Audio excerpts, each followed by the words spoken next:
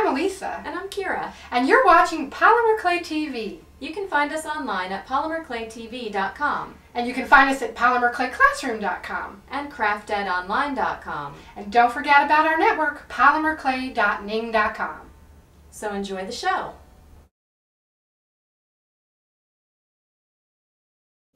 Hi everybody, welcome back to Polymer Clay TV. As you know, we are now just going to have the show twice a month. We'll alternate between Polymer Clay Podcast, skip a week, and then have Polymer Clay TV. And you can always check us out on our website at polymerclayproductions.com, or you can check us out on our YouTube channel, and you can see all the shows that we have posted there. But today, we are talking about Valentine's Day, and I used our magic transfer paper, and I transferred it onto the clay. And what I used was, I used some of the dye ink, and I used the Jacquard Pinata colors, and this is chili pepper, actually this one is Senorita Magenta, and then I also used Adirondack alcohol ink in Wild Plum. And what I did was, I dropped a little onto some white clay, and you don't need a lot, because it's very, very concentrated, so a little goes a long way. So you can just like drop a little onto some white clay, and you can let it dry. It's totally up to you. I don't usually wait for it to dry, and then I just mix it in.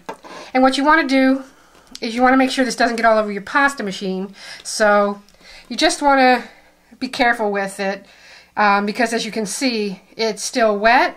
So like I said, you can let it dry if you want to, but you don't have to.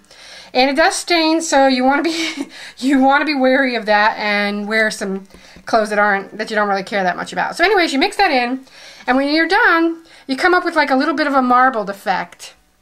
And it looks different all over. See, here's more of a marbled look.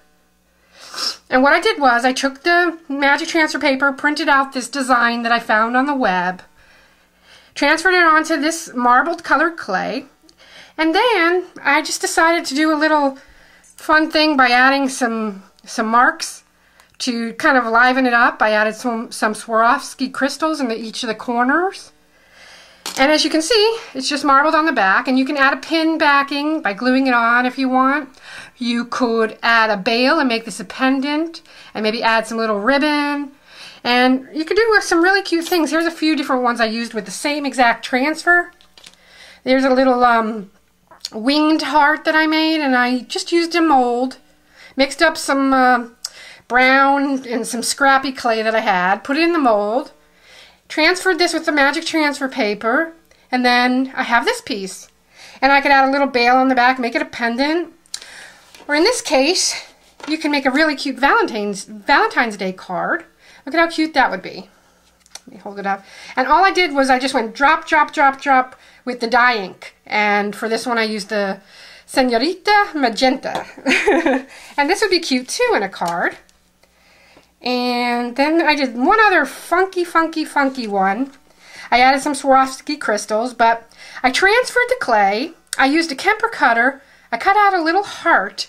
And behind the little heart, after I cut out the hole with my Kemper cutter, I stuck this transfer, done the same way with magic transfer paper, behind. And so the cutout part, you can now see this design coming through. I don't know if you can see that well on the... I think you can. So this is design here is just a backing kind of to just show off the design, you know, through your negative space. And we talked about that before in a previous show. It's neat to do things with the negative space. You get a whole new look. And as you can see on the back, it's just the swirled colors. And you can make a really fun Valentine's Day card. And this is one I got where it's made for photo cards, but polymer clay works really well. So have fun, and I hope you all have a happy Valentine's Day.